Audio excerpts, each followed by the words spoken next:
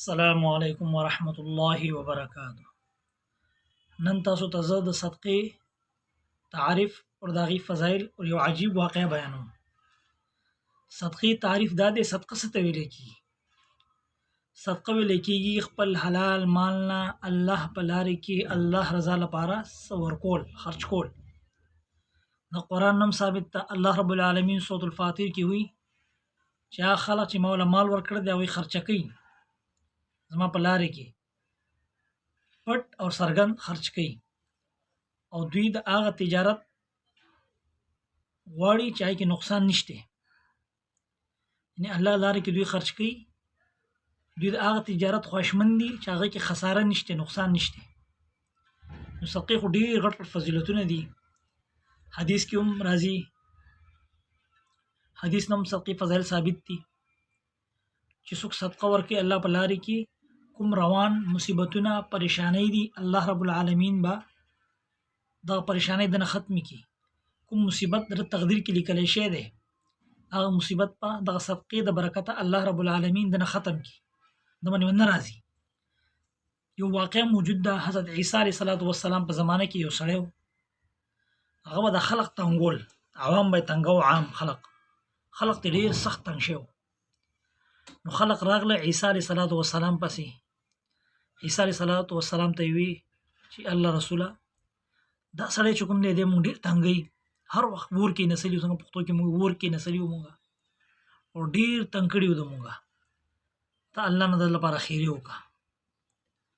نو عیسی علیه السلام چې د وخت پیغمبر دی، الله د خپل پیغمبر دعا نه رد کوي. نو هغه لاس اوچت کوي، الله دې ماښام واپس رانهولې، خیرې ورته وکړي. دا سړی سار لاړو لرګوله ځنګل ته. ټولو دا خلکو دا امید دی چې ماښام به دې ژوندی نه راځي، ځکه چې پیغمبر وخت نبي وله دعا کرده. مګر ماښام چې ګوري د غټ پڼ ګېډی په بولو ایښی دی او واپس روان دی بره.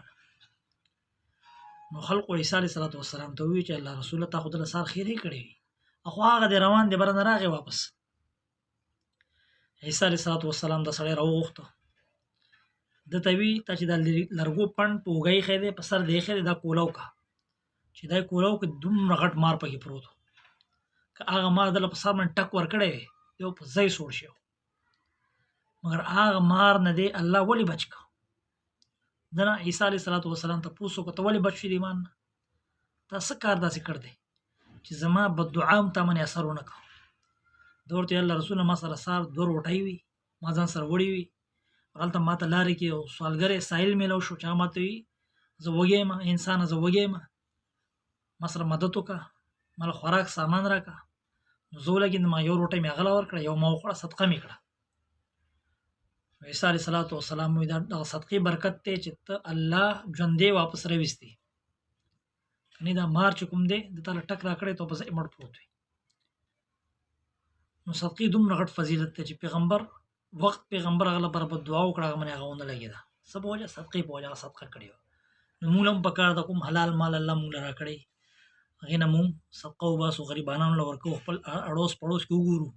داسې خلک اوس هم موجود دی چې هغوی کره خوراک څه نشته. نو الله رب